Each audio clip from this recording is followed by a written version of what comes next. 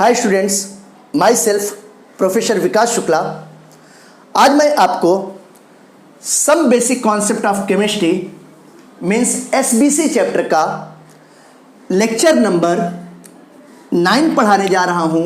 ये मेरा lecture number 9 है, ये मैं आपको पढ़ाने जा रहा हूँ। मैंने आपको प्रीवियस वीडियो लेक्चर में क्वांटिटेटिव एनालिसिस रिलेटेड 6 बहुत इंपॉर्टेंट फार्मूले मैंने बताए थे। मैंने बताया था कि ये फार्मूले 11th 12th class, NEET, JEE और सीटी एग्जाम के पर्पज से बहुत इंपॉर्टेंट फार्मूले हैं और इन फार्मूले पे क्वेश्चंस न्यूमेरिकल्स फिजिकल केमिस्ट्री में डायरेक्ट पूछे जाते हैं। आज मैं उसी पार्ट 1 के सीरीज को आगे ले जा रहा हूं और बाकी के फार्मूले मैं आपको बताने जा रहा हूं। अगर आपने मेरा प्रीवियस वीडियो लेक्चर मिस किया है तो आप जरूर देखिए, उन फार्मूलों को सीखिए। मैंने अपने प्रीवियस वीडियो लेक्चर में 6 इंपॉर्टेंट फार्मूले बताए थे। अब आज मैं आपको आगे के फार्मूले बताने जा रहा हूं। देखिएगा, मैं आपको 7वां फार्मूला बताने जा रहा हूं और ये 7वां फार्मूला है मोलैरिटी। मोलैरिटी, इसमें र वर्ड आ रहा है, मोलैरिटी, र का मतलब रथ। मोलैरिटी को हम लोग कैपिटल M सिंबल से रिप्रेजेंट करते हैं। और 6वां फार्मूला मैंने आपको बताया था, मोलैलिटी बताया था। मोलैलिटी में लट्टू वाला वर्ड आ रहा है, यानी कि उसको स्मॉल m सिंबल से रिप्रेजेंट करते हैं। मोलैलिटी की यूनिट होती है मोल पर केजी और ये मोलैरिटी है, इसकी यूनिट क्या होती है? इसकी यूनिट होती है मोल पर लीटर, या इसी को हम लोग कह सकते हैं मोल पर डेसीमीटर क्यूब कह सकते हैं। इस यूनिट से रिप्रेजेंट करते हैं।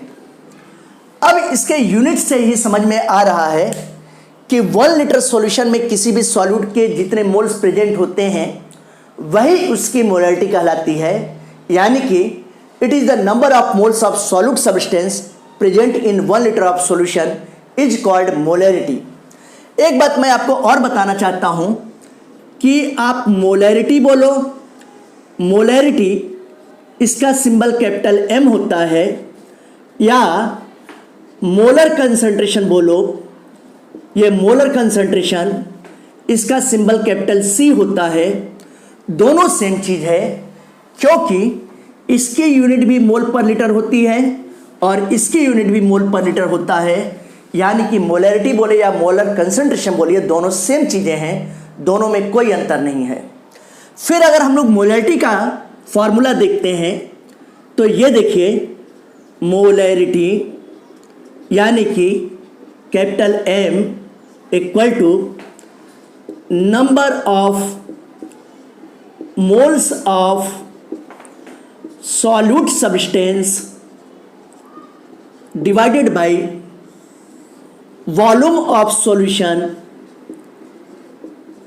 और सॉल्यूशन का वॉल्यूम किसके टर्म में होता है? ये होता है लीटर या डेसीमीटर क्यूब के टर्म में होता है। ये बातें आप ध्यान रखिएगा।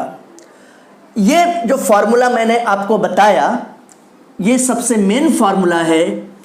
इसको मदर फार्मूला कहेंगे, इसको पेरेंट फार्मूला कहेंगे। और इसी फार्मूले को मैं सिंप्लीफाई करके आपको और दूसरे फार्मूले बता रहा हूं। यहां पे number of moles of solute substance है। अगर इसको सिंप्लीफाई करें तो क्या कह सकते हैं? सॉल्यूट सब्सटेंस के मोल्स कैसे निकालते हैं? सॉल्यूट का गिवन मास ग्राम में divided by molar mass of solute, इस तरीके से। तो इसी फार्मूले को मैं ऐसे भी लिख सकता हूं कि मोलैरिटी M इक्वल टू हो गया गिवन मास ऑफ सॉल्यूट, ये given mass of solute, solute substance का गिवन मास, इसको सिंबल W2 से रिप्रेजेंट करूंगा और इसको हमेशा ग्राम के टर्म में लेना है, divided by molar mass of solute. ये हो गया molar mass of solute. Solute के मोलर मास को मैं सिंबल M2 से रिप्रेजेंट करूंगा। साथ ही साथ वॉल्यूम हो गया सॉल्यूशन का, और सॉल्यूशन का वॉल्यूम हमेशा लीटर या डेसीमीटर क्यूब के टर्म में होना चाहिए। ये सिंप्लीफाइड फार्मूला हो गया।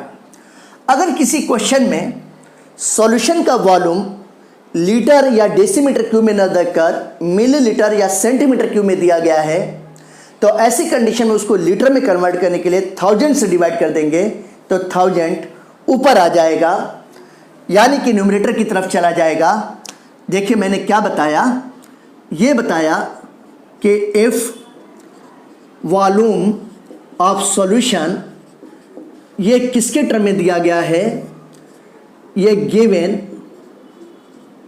इन टर्म ऑफ, अगर मिलीलीटर या सेंटीमीटर क्यूब के टर्म में दिया गया है, तब ऐसे कंडीशंस में आप देखोगे ये जो मोलैरिटी है इसका फॉर्मूला हो जाएगा बेटा गिवन मास ऑफ सॉल्यूट, यानी कि ये W2 हो गया, ये हमेशा ग्राम के टर्म में होगा, डिवाइडेड बाय ये मोलर मास ऑफ सॉल्यूट हो गया, ये वॉल्यूम हो गया सॉल्यूशन का, और सॉल्यूशन का वॉल्यूम मिलीलीटर या सेंटीमीटर क्यूब में दिया है तो उसको 1000 से डिवाइड करेंगे तो 1000 कहाँ पे आ जाएगा, 1000 ऊपर आ जाएगा।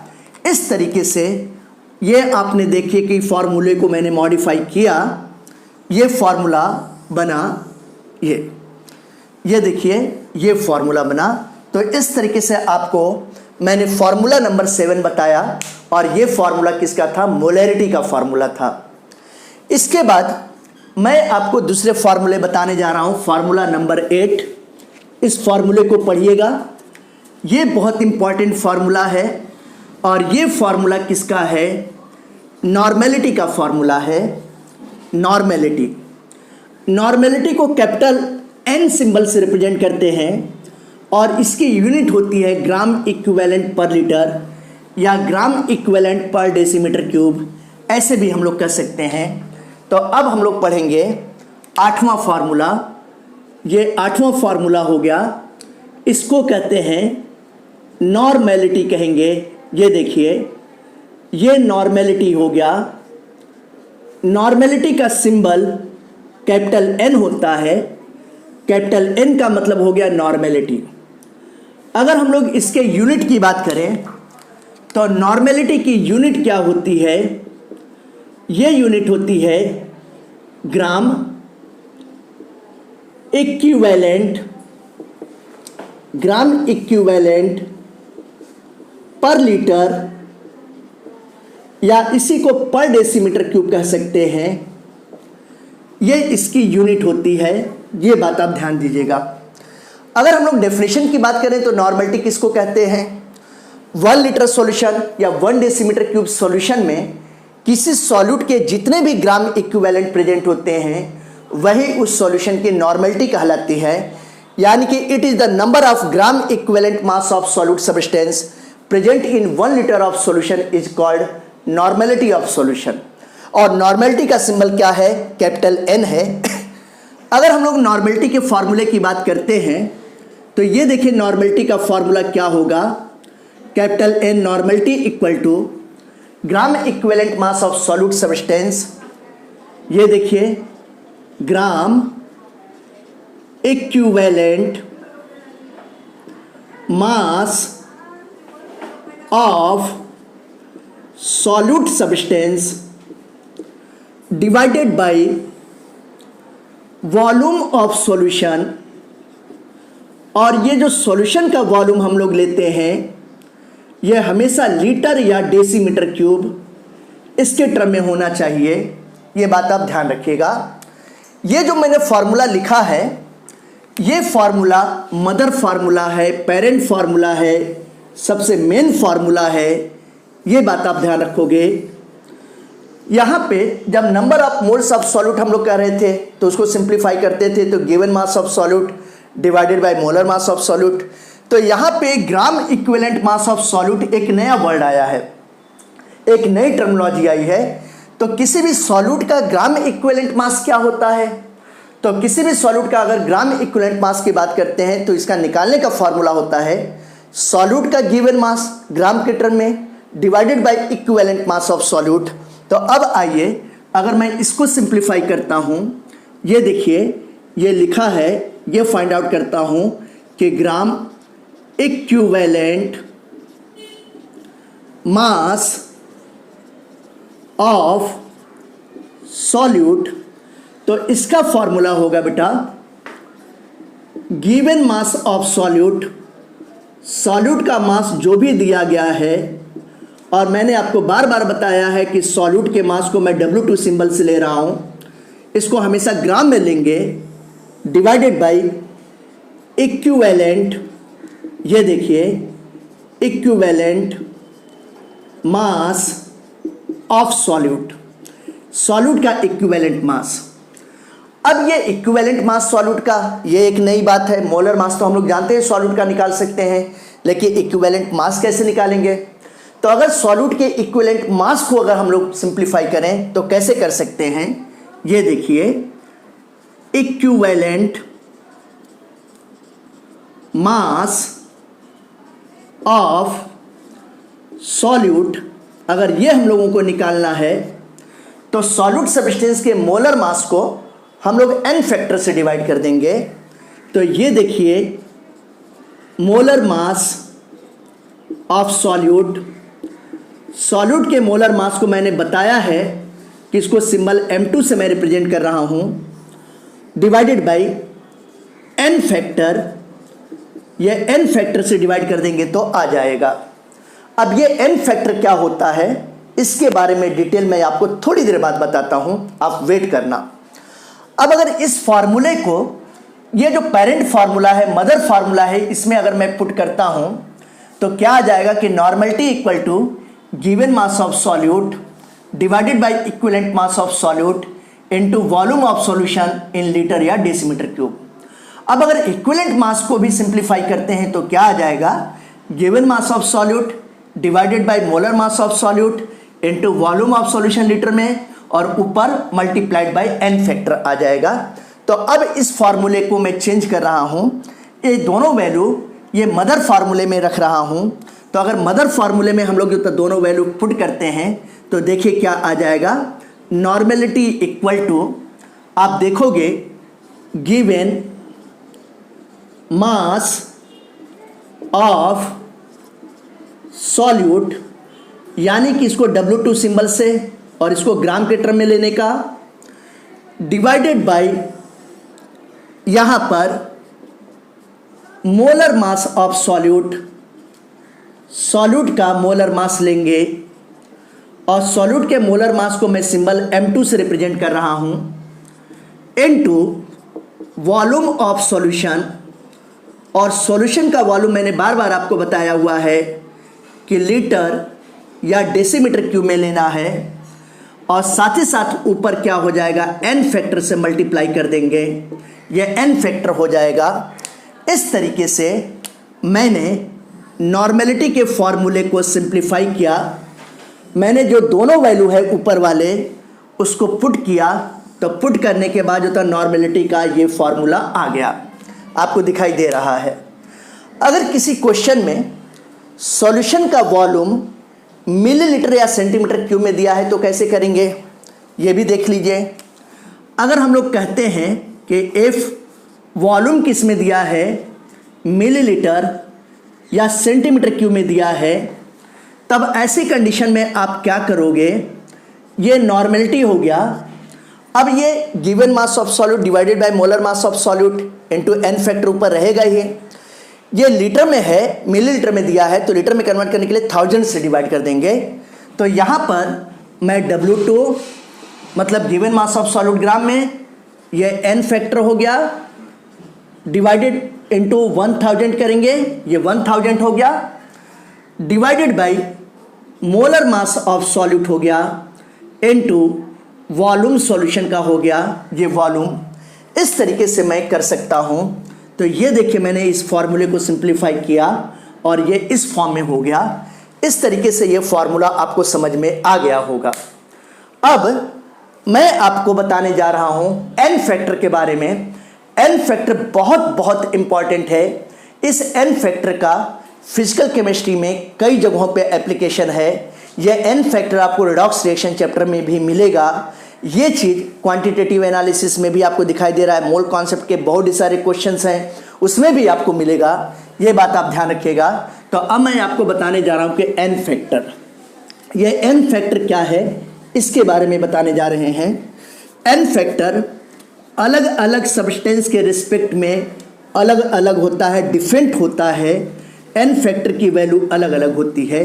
ज़रा देखते हैं कि एन फैक्टर की वैल्यू अलग अलग सब्सटेंस के रिस्पेक्ट में क्या होता है, इसका मतलब क्या होता है। सब्सटेंस का नेचर चेंज होने पर एन फैक्टर की वैल्यू भी चेंज हो जाया करती है। ये बात हम लोग देखेंगे। जैसे मैं आपको बताने जा रहा हूँ एन फैक्टर, यह एन फैक्टर क्या है, यह एन फैक्टर क्या है इसके बारे में बताने जा रहा हूँ, इसको आप समझिएगा। अगर हम लोग एन फैक्टर की बात करते हैं तो देखें, जैसे ये कोई एलिमेंट है और वो एलिमेंट कैसा है बेटा, न्यूट्रल है, उस पर कोई पॉजिटिव या नेगेटिव चार्ज नहीं है, तो वैलेंसी फॉर एन एलिमेंट, किसी एलिमेंट के लिए जो वैलेंसी होती है वही उसका एन फैक्टर वैल्यू कहलाती है। ये बात आप ध्यान देंगे। दूसरी बात, अगर हम लोग किसी आयन की बात करते हैं, आयन का मतलब जो होता है कैटायन या एनायन, जिस पर पॉजिटिव चार्ज या नेगेटिव चार्ज है, तो जितने उस पर टोटल पॉजिटिव चार्ज है या टोटल नेगेटिव चार्ज है, वो चार्ज का नंबर उसका एन फैक्टर कहलाता है। तो ये देखिए, नंबर ऑफ पॉजिटिव चार्जेज या नेगेटिव चार्जेज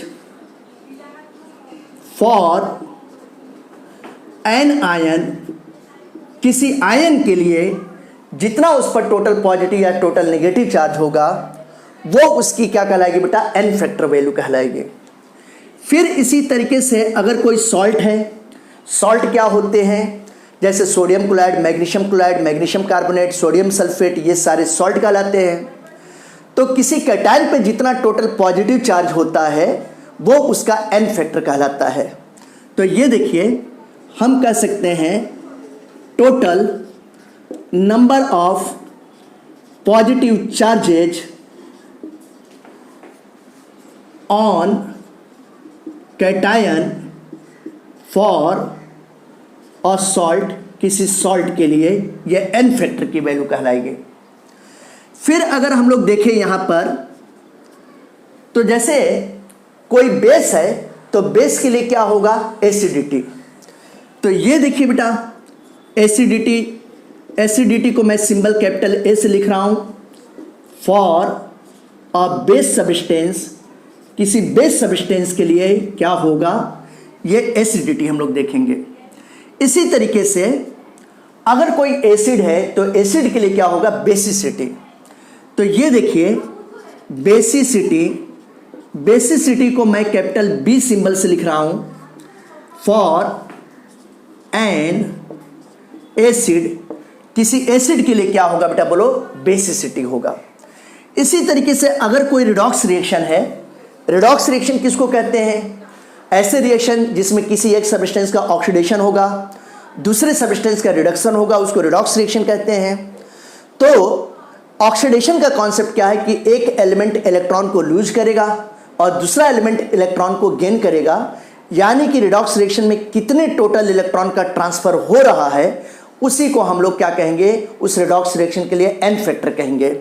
तो हम लोग क्या कह सकते हैं, number of electron transferred for a redox reaction, किसी रिडॉक्स रिएक्शन के लिए कितने इलेक्ट्रॉन ट्रांसफर होते हैं, ये उसकी एन फैक्टर वैल्यू कहलाती है। तो आपने देखा 1 2 3 4 5 6 फैक्टर से हम लोग एन फैक्टर की वैल्यू फाइंड आउट कर सकते हैं। मैंने आपको बताया कि वैलेंसी फॉर एन एलिमेंट, अगर कोई न्यूट्रल एलिमेंट है तो उसकी जो वैलेंसी होगी वो एन फैक्टर होगी। जैसे अगर मैं इसके एग्जाम्पल की बात करता हूँ तो जैसे आप समझिए, अगर हम लोग बात करें सोडियम की बात करते हैं तो सोडियम के आउटर मोस्ट शेल में 1 इलेक्ट्रॉन होते हैं तो इसकी वैलेंसी 1 होती है। जैसे मैग्नीशियम है तो मैग्नीशियम के आउटर मोस्ट शेल में 2 इलेक्ट्रॉन होते हैं तो इसकी वैलेंसी 2 होगी। जैसे एल्युमिनियम है तो एल्युमिनियम के आउटर मोस्ट शेल में कितने इलेक्ट्रॉन होते हैं, 3 होते हैं, तो इसकी वैलेंसी कितनी होगी बेटा, बोलो 3 होगी। इसी तरीके से जैसे अगर हम लोग बात करते हैं कि क्लोरीन का, तो क्लोरीन के आउटरमोस्ट शेल में कितने इलेक्ट्रॉन होते हैं? 7 होते हैं। तो ये 1 इलेक्ट्रॉन गेन करता है, ठीक है ना। और इसकी वैलेंसी जनरली कितनी होगी? 1 होती है। क्लोरीन पे 1 नेगेटिव चार्ज भी होता है। जैसे अगर हम लोग ऑक्सीजन की बात करते हैं तो ऑक्सीजन के आउटरमोस्ट शेल में कितने इलेक्ट्रॉन होते हैं? 6 होते हैं। और ये 2 इलेक्ट्रॉन गेन करने की कैपेसिटी रखता है, उसका ऑक्टेट पूरा हो जाएगा तो ऑक्सीजन की वैलेंसी कितनी हो जाएगी? 2 हो जाएगी। जैसे नाइट्रोजन है तो नाइट्रोजन के आउटरमोस्ट शेल में कितने इलेक्ट्रॉन होते हैं? 5। तो ये 3 इलेक्ट्रॉन ले लेगा तो इसका ऑक्टेट पूरा हो जाएगा। तो नाइट्रोजन की वैलेंसी कितनी हो जाएगी बेटा? 3 हो जाएगी। इस तरीके से आपने देखा वैलेंसी। जैसे फिर मैंने दूसरा बताया कि नंबर ऑफ पॉजिटिव चार्जेज या negative charge for an ion. कोई भी आयन है, उस आयन पर जितने टोटल पॉजिटिव चार्ज होंगे या जितने टोटल नेगेटिव चार्ज होंगे वो उसका एन फैक्टर कहलाता है। जैसे अगर मैं इसके लिए एग्जांपल आपको देना चाहूं तो मान लीजिए यहाँ पे पोटेशियम आयन है, इस पर 1 पॉजिटिव चार्ज है तो इसके लिए एन फैक्टर की वैल्यू 1 हो जाएगी। जैसे यहाँ पे कैल्शियम आयन है, यहाँ पर जो टोटल 2 पॉजिटिव चार्ज है तो इसके लिए एन फैक्टर की वैल्यू कितनी हो जाएगी? 2 हो जाएगी।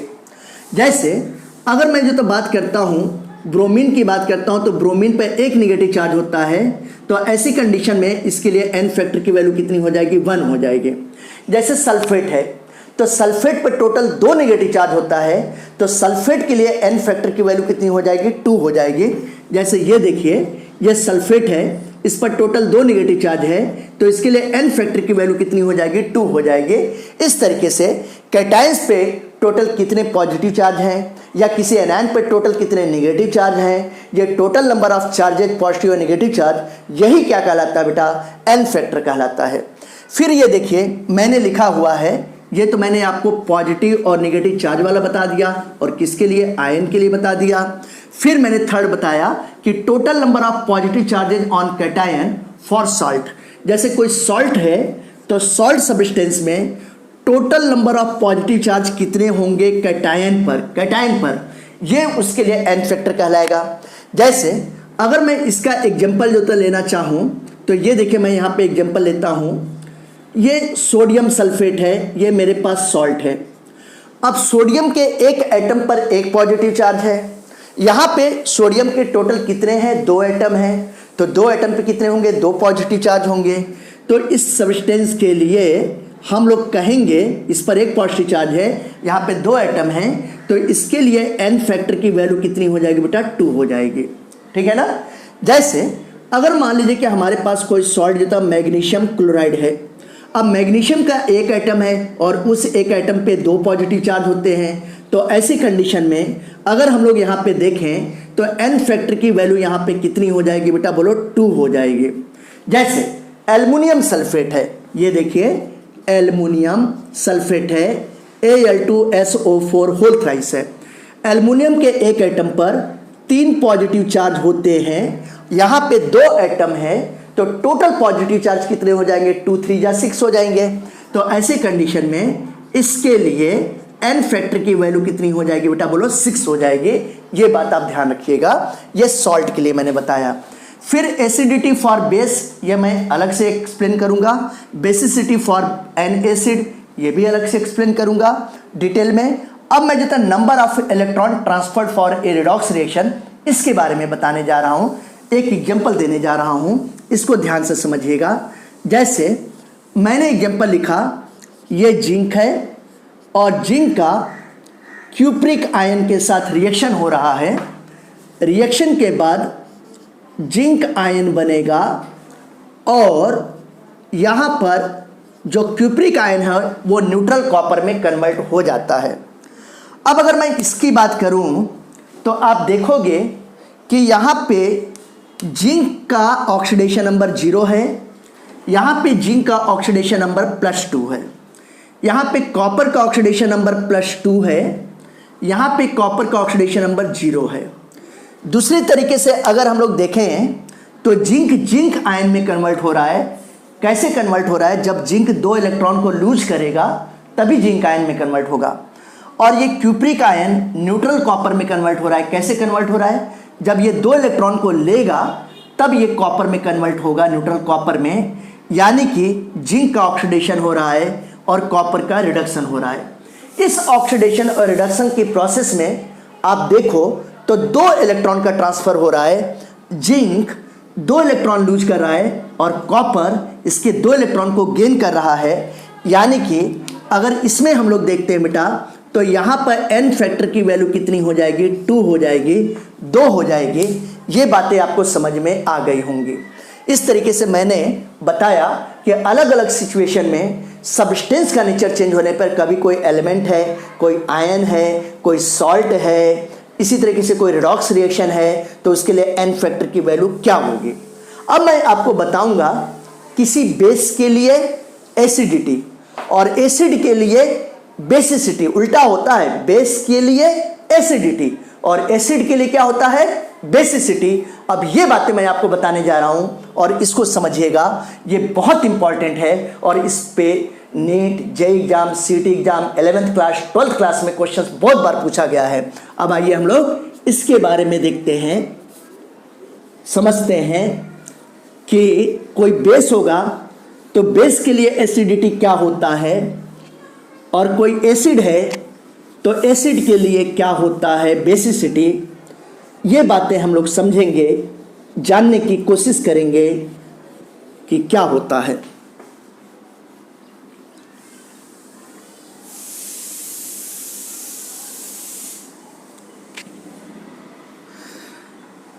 देखिएगा, सभी लोग ध्यान से समझिएगा। जैसे मैंने बोला, मैं आपको पढ़ाने जा रहा हूं एसिडिटी, इसका symbol capital A for a base.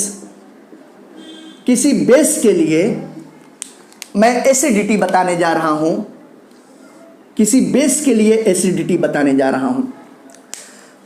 Base किसको कहते हैं? अगर आर्हेनियस कॉन्सेप्ट के अकॉर्डिंग देखा जाए तो कोई भी सब्सटेंस है जो एक्वस मीडियम में OH माइनस देता है, हाइड्रोक्साइड आयन देता है, उसको बेस कहते हैं। बेटा सबको पता है, 9th 10th क्लास से आपने पढ़ा है कि कोई भी ऐसा सब्सटेंस जो एक्वस मीडियम में हाइड्रोक्साइड आयन देता है उसको बेस कहते हैं। अब वो जितने OH माइनस देगा, जितने हाइड्रोक्साइड आयन देगा, उसको न्यूट्रलाइज करने के लिए H प्लस चाहिए। H प्लस का मतलब हाइड्रोजन आयन चाहिए, प्रोटॉन चाहिए। तो ये जो हाइड्रोजन आयन है, जितने भी नंबर में रिक्वायर्ड होता है, वही उस बेस की एसिडिटी कहलाती है। जैसे अगर एक H प्लस चाहिए तो बेस एसिडिटी 1 होगी, अगर 2 H प्लस चाहिए तो एसिडिटी 2 होगी, अगर 3 H प्लस चाहिए तो एसिडिटी कितनी हो जाएगी बेटा, 3 हो जाएगी। ये बातें आप ध्यान रखिएगा। तो अगर मैं इसको डिफाइन करना चाहूँ, लिखना चाहूँ, तो कैसे जो है डिफाइन कर सकता हूँ, ये बात आप समझिएगा। It is the number of H plus ions, hydrogen ion, proton भी कह सकते हैं, required to neutralise OH minus ions, hydroxide ions produced by a base is called acidity, मतलब capital A for such base। ये definition हुआ। देखिए मैंने क्या लिखा कि it is the number of hydrogen ion required to neutralise, किसको neutralise करने के लिए बेटा, OH minus ions produced by a base is called acidity of such base. ये बात आप ध्यान रखिएगा। जैसे अगर मैं आपको बताना चाहूँ कि यहाँ पर मैं कुछ बेस लिखता हूँ, ये देखिए यहाँ पे मैंने कुछ बेस सब्सटेंस लिखा और इस बेस सब्सटेंस का मैं यहाँ पे लिख रहा हूँ एसिडिटी, लिख रहा हूँ। एसिडिटी का सिंबल कैपिटल A होता है। मैंने अभी आपको थोड़ी देर पहले ही बताया है कि कोई भी बेस होगा वो एक्वस मीडियम में OH माइनस बाहर निकालता है, हाइड्रोक्साइड आयन बाहर निकालता है। जैसे अगर मान लीजिए, सपोज कीजिए कि मैंने सोडियम हाइड्रोक्साइड लिया है, या फिर देखिए पोटेशियम हाइड्रोक्साइड लिया है, या जैसे अमोनियम हाइड्रोक्साइड लिया है, इस तरीके का कोई भी बेस सब्सटेंस लिया है, तो अगर NaOH को आयोनाइज करेंगे तो Na प्लस एक OH माइनस, K प्लस एक OH माइनस, NH4 प्लस एक OH माइनस बनेगा। तो यानी कि ये ऐसे जो तो बेस सब्सटेंस होते हैं जिनके आयोनाइज करने से एक OH माइनस बाहर निकलता है, और इस एक OH माइनस को न्यूट्रलाइज करने के लिए एक H प्लस की ज़रूरत होती है, एक प्रोटॉन की ज़रूरत होती है बेटा, ये 1H प्लस की ज़रूरत होती है। ये जो 1H प्लस है, यानी कि इसके लिए एसिडिटी की वैल्यू कितनी होगी बेटा 1, यानी कि इस नंबर को हम लोग देखते हैं H प्लस, और ये H प्लस का नंबर किस पर डिपेंड करता है बेटा, OH माइनस पर डिपेंड करता है, ये बात ध्यान रखिएगा। तो इस सब्सटेंस के लिए, ऐसे बेस सब्सटेंस के लिए एसिडिटी की वैल्यू कितनी हो जाएगी, 1 हो जाएगी, ये बात आप ध्यान रखिएगा। इसी तरीके से मैं आपको एक दूसरा एग्जांपल दूं, जैसे कैल्शियम हाइड्रोक्साइड हो गया, जैसे फेरस हाइड्रोक्साइड हो गया बेटा, ये देखिए, जैसे आप देखो मैग्नीशियम हाइड्रोक्साइड हो गया, MgOH होल ट्वाइस हो गया। अब ये मैंने बेस सब्सटेंस लिखा, इसको आयोनाइज करेंगे तो Ca plus plus plus 2OH minus, Fe plus plus plus 2OH minus, Mg plus plus plus 2OH minus, यानी कि ये ऐसे बेस सब्सटेंस हैं जिनको अगर आयोनाइज करते हैं तो इनसे 2 हाइड्रोक्साइड आयन बाहर निकलते हैं।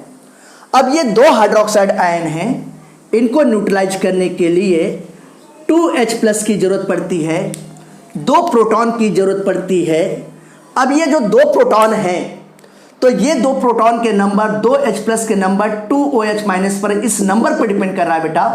तो ये 2H प्लस है, इसलिए इस तरीके के जितने भी बेस सब्सटेंस होंगे इनके लिए एसिडिटी की वैल्यू कितनी होती है, 2 होती है, ये बात आप ध्यान रखिएगा। एक और मैं आपको एग्जांपल देता हूं, जैसे सपोज कीजिए कि फेरिक हाइड्रोक्साइड है, ये FeOH होल थ्राइस है। दूसरा एग्जांपल, जैसे एल्युमिनियम का हाइड्रोक्साइड है, AlOH होल थ्राइस है बेटा। अब अगर मैं फेरिक हाइड्रोक्साइड को आयोनाइज करूंगा तो Fe plus plus plus plus 3OH minus बनेगा। एल्युमिनियम हाइड्रोक्साइड को आयोनाइज करेंगे तो aluminium ion Al plus plus plus plus 3OH minus बनेगा। यानी कि ये ऐसे बेस सब्सटेंस हैं जिनको अगर हम लोग आयोनाइज करते हैं तो इससे 3OH माइनस बनते हैं, 3 हाइड्रोक्साइड आयन बन रहे हैं, और ये 3 हाइड्रोक्साइड आयन को न्यूट्रलाइज करने के लिए हमको 3H प्लस की जरूरत पड़ रही है। ये देखिए 3H प्लस की जरूरत पड़ रही है। 3H प्लस 3OH माइनस के साथ रिएक्ट करेगा तो 3 वाटर बनेगा, और वाटर मॉलिक्यूल क्या है बेटा, न्यूट्रल होता है। 2OH माइनस के साथ 2H प्लस रिएक्ट करेगा तो 2 वाटर मॉलिक्यूल बनेगा, वाटर न्यूट्रल होता है। न्यूट्रलाइज का मतलब वाटर बनाने की प्रोसेस को। एक H प्लस एक OH माइनस के साथ रिएक्ट करेगा तो ऐसी कंडीशन में एक वाटर मॉलिक्यूल बनेगा, न्यूट्रलाइज हो जाएगा।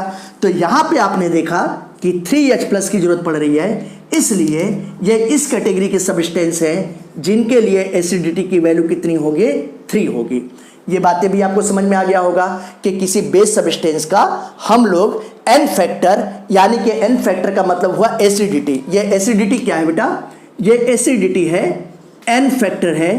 ये N फैक्टर हम लोग कैसे डिफाइन करेंगे, कैसे डिसाइड करेंगे, ये डिपेंड करता है कि कितने H प्लस की जरूरत पड़ रही है। और ये H प्लस का नंबर किस पर डिपेंड कर रहा है, ये OH माइनस के नंबर पर डिपेंड कर रहा है। ये बात आपको समझ में आ गई होगी। अब मैं आपको बताने जा रहा हूं बेसिसिटी फॉर एन एसिड। किसी एसिड के लिए बेसिसिटी क्या होगा। देखिए ये कितना इजी है, ये भी बहुत इजी है, बिल्कुल इसी तरीके से है, बस केवल टर्मिनोलॉजी चेंज कर देंगे। यहाँ पे आप देखो ये क्या हो गया, ये हो गया बेसिसिटी। बेसिसिटी का मतलब क्या हो गया, बी, कैपिटल बी, फॉर। अब बेस की जगह मैं क्या ले रहा हूं, कोई एसिड है, एसिड सब्सटेंस। आपको मालूम है कि आर्हेनियस कॉन्सेप्ट के अकॉर्डिंग एसिड ऐसे सब्सटेंस होते हैं जो एक्वस मीडियम में H प्लस देते हैं, हाइड्रोजन आयन देते हैं, प्रोटॉन देते हैं।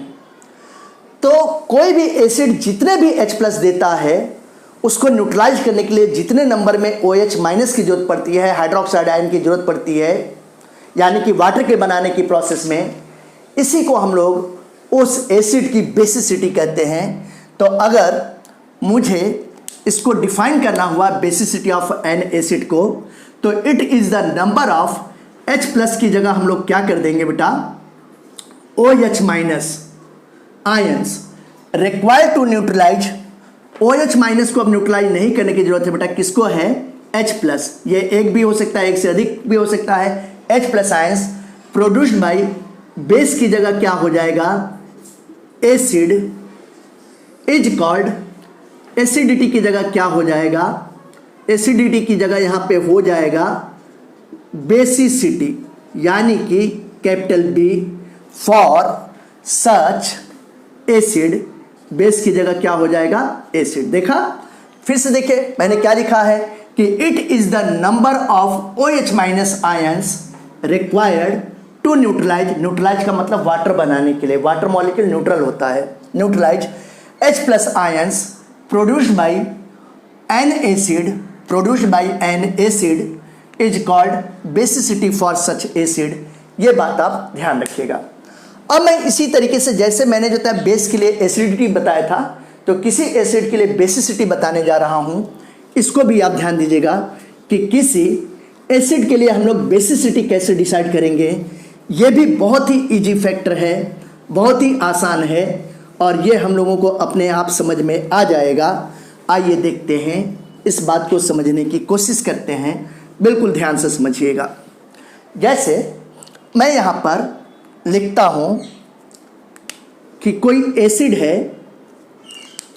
ये मैंने यहाँ पे लिखा, ये एसिड लिखा, ये एसिड, और इस एसिड के लिए हमको क्या फाइंड आउट करना है, इसके लिए फाइंड आउट करना है बेसिसिटी।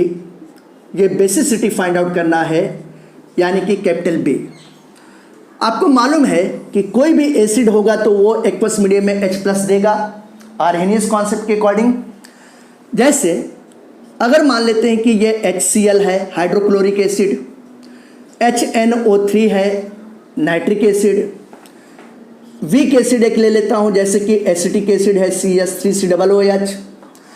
HCl को अगर आयोनाइज करेंगे तो H प्लस Cl माइनस देगा, HNO3 को करेंगे तो H प्लस NO3 माइनस देगा, एसिटिक एसिड को करेंगे तो एसिटेट आयन और H प्लस देगा।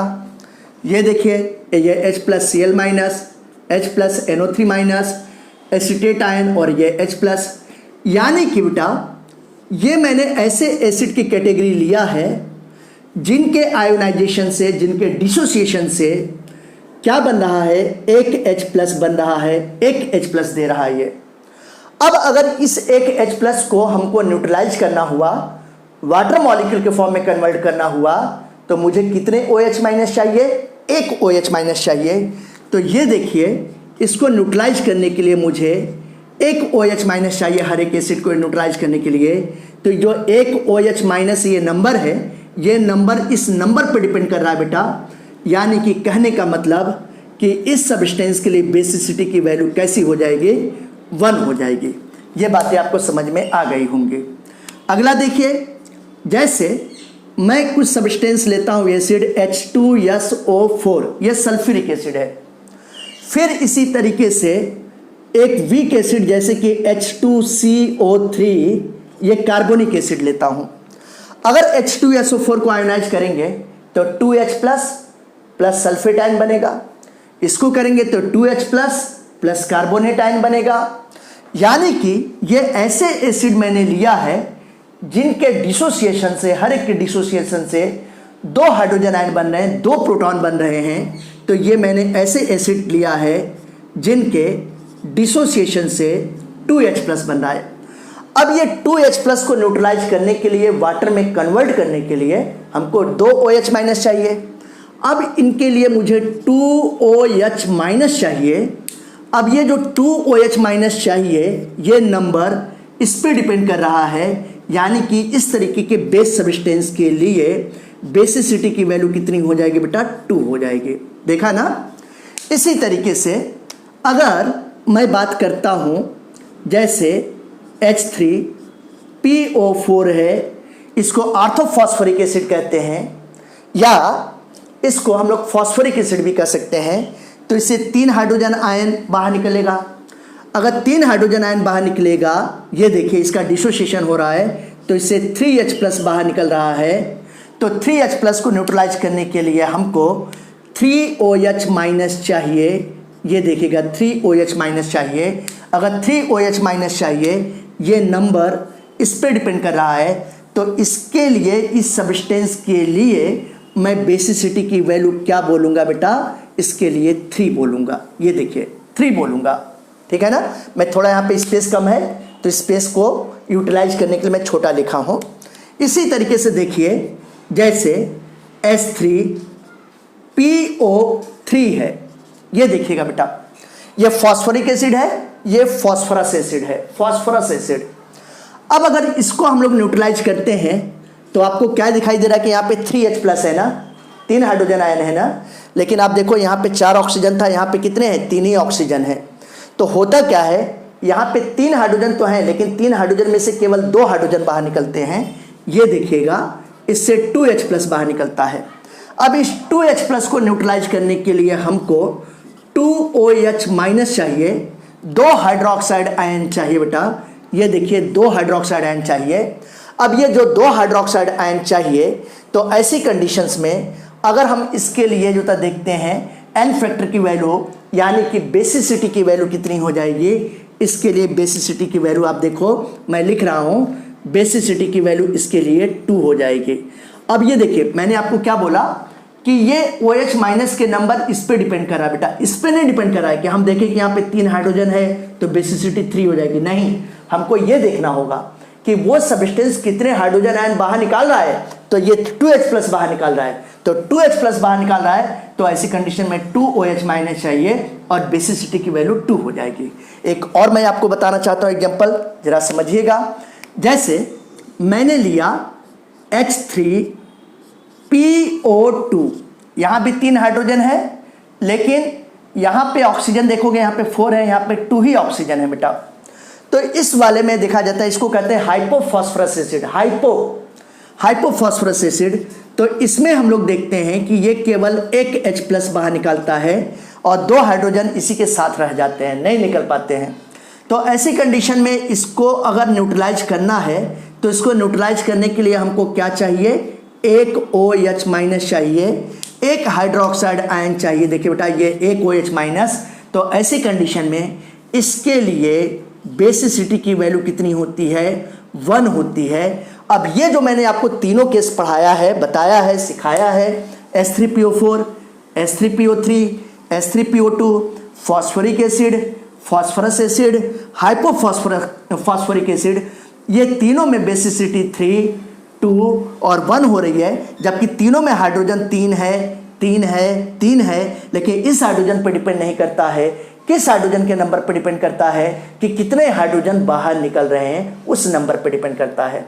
अब ये बात हम लोग कैसे समझेंगे कि कितने हाइड्रोजन बाहर निकल रहा है, तो ये हम लोगों को स्ट्रक्चर से समझ में आएगा। आइए स्ट्रक्चर से भी समझाता हूं, आपके कॉन्सेप्ट को क्लियर करता हूं। बिल्कुल ध्यान दीजिएगा, मैं इसको मिटाने जा रहा हूं, इरेज करने जा रहा हूं, ये बातें आपको समझ में आ गई होंगे। देखिए, जैसे अगर मैं फॉस्फोरस के oxo acid, phosphoric acid, phosphorous acid और हाइपोफॉस्फोरस एसिड की बात करूं, तो ऐसी कंडीशन में आप क्या देखोगे, ये देखिए, जैसे मैं H3PO4 इसकी बात कर रहा हूं, इसको कहते हैं फॉस्फोरिक एसिड कहते हैं। तो अगर इसका स्ट्रक्चर बनाने आ जाएगा, तो स्ट्रक्चर से हम लोग समझ सकते हैं कि इस एसिड की बेसिसिटी क्या होगी। जरा देखिए कैसे बनाएंगे। ये फॉस्फोरस है, इसके साथ आंख बंद करके एक ऑक्सीजन एटम को मैंने ऐड कर दिया डबल कोवेलेंट बॉन्ड से। अब 3 हाइड्रोजन और 3 ऑक्सीजन बचे, क्योंकि एक ऑक्सीजन तो ऐड हो गया। तो ये देखिए, एक ऑक्सीजन, एक हाइड्रोजन, एक ऑक्सीजन, एक हाइड्रोजन, एक ऑक्सीजन, एक हाइड्रोजन, ये स्ट्रक्चर बना। अब इसी तरीके से अगर मैं लेता हूँ H3PO3, इसको कहते हैं फॉस्फोरस एसिड कहते हैं, इसको हम लोग कहेंगे फॉस्फोरस एसिड कहेंगे।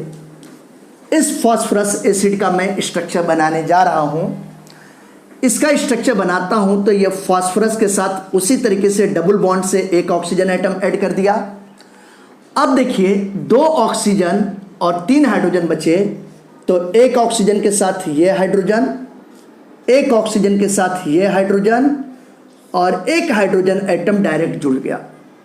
फिर ये देखिए मैं लिख रहा हूँ H3PO2, इसको कहते हैं हाइपोफॉस्फोरिक एसिड, इस नाम से जाना जाता है हाइपोफॉस्फोरिक एसिड। इसका स्ट्रक्चर बनाऊं तो फॉस्फोरस के साथ एक ऑक्सीजन एटम को डबल बॉन्ड से पहले, सबसे पहले ये प्रायोरिटी हम लोग को करना है, याद रखिएगा। फॉस्फोरस के ऑक्सो एसिड में आपको हमेशा ये कॉन्सेप्ट फॉलो करना है बेटा। अब आप देखो एक ऑक्सीजन बचा और 3 हाइड्रोजन, तो एक ऑक्सीजन के साथ होता है ये हाइड्रोजन हो गया, बाकी 2 hydrogen atom phosphorus central atom के साथ डायरेक्ट जुड़ गए। अब अगर हम लोग देखें तो जो भी हाइड्रोजन फॉस्फोरस के साथ इनडायरेक्ट जुड़ा होगा, डायरेक्ट नहीं जुड़ा होगा, वो बॉन्ड वीक होता है। जैसे ये हाइड्रोजन है, डायरेक्ट फॉस्फोरस से नहीं जुड़ा है, फॉस्फोरस और हाइड्रोजन के बीच में ऑक्सीजन है, यानी कि हाइड्रोजन डायरेक्ट फॉस्फोरस के साथ सेंट्रल एटम के साथ नहीं जुड़ा है बेटा। जब नहीं जुड़ा है तो यह हाइड्रोजन आयोनाइज हो जाता है, यह भी हो जाता है आयोनाइज, यह भी आयोनाइज हो जाता है, यानी कि इससे 3H+ बाहर निकलेगा। 3H+ बाहर निकलेगा तो इसको न्यूट्रलाइज करने के लिए हमको 3OH- चाहिए। तो यानी कि इसके लिए n फैक्टर का मतलब बेसिसिटी की वैल्यू इसके लिए कितनी हो जाएगी बेटा? 3 हो जाएगी। समझ में आया कैसे हुआ? अगर हम लोग इसकी बात करते हैं इस मॉलिक्यूल की, तो आप देखो ये 2 हाइड्रोजन एटम सेंट्रल एटम से डायरेक्ट नहीं जुड़े हैं बेटा, इनडायरेक्ट हैं, ऑक्सीजन इनके बीच में है, तो ये बॉन्ड वीक होगा बेटा। अब ये हाइड्रोजन आयोनाइज कर सकते हैं, इस हाइड्रोजन को आयोनाइज कर सकते हैं, लेकिन ये हाइड्रोजन सेंट्रल एटम फास्फोरस के साथ डायरेक्ट जुड़ा है, डायरेक्ट जुड़ा है, तो ये बॉन्ड स्ट्रांग बॉन्ड होता है, जल्दी नहीं टूटेगा बेटा। तो ये दोनों बॉन्ड टूट रहे हैं, यानी कि कहने का मतलब क्या हुआ कि ये 2H+ दे रहा है, तो 2H+ को न्यूट्रलाइज करने के लिए 2OH- चाहिए। तो यहाँ पर इसके लिए बेसिसिटी की वैल्यू कितनी हो जाएगी? 2 हो जाएगी।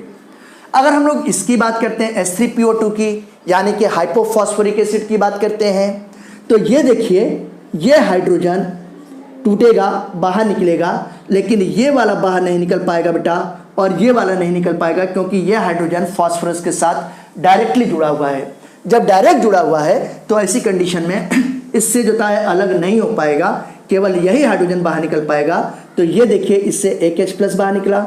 इसको न्यूट्रलाइज करने के लिए हमको एक OH- चाहिए बेटा। जब एक OH- चाहिए तो ऐसी कंडीशन में इसके लिए बेसिसिटी की वैल्यू कितनी हो जाएगी?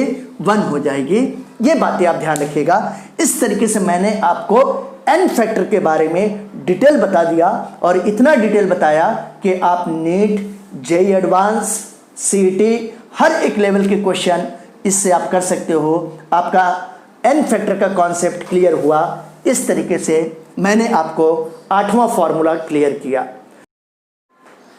इस तरीके से आज मैंने आपको टोटल 8 फार्मूले पढ़ाए। पहले वाले पार्ट में मैंने आपको 6 फार्मूले पढ़ाए थे, फिर आज के पार्ट में मैंने जो था 2 फार्मूले और आपको बताए। तो इस तरीके से मैंने आपको फार्मूले बताया। ये पार्ट नंबर 2 था मेरे क्वांटिटेटिव एनालिसिस के फार्मूले का। अब आप मेरे क्वांटिटेटिव एनालिसिस के पार्ट नंबर 3 का वीडियो देखेंगे अगले वीडियो में। तब तक आप अपनी पढ़ाई ऑन रखिए। मेरा YouTube channel orbital world subscribe कीजिए, लाइक कीजिए, मैक्सिमम शेयर कीजिए, और पार्ट 3 वीडियो का, क्वांटिटेटिव एनालिसिस के पार्ट 3 वीडियो का इंतज़ार कीजिए। Okay, thank you.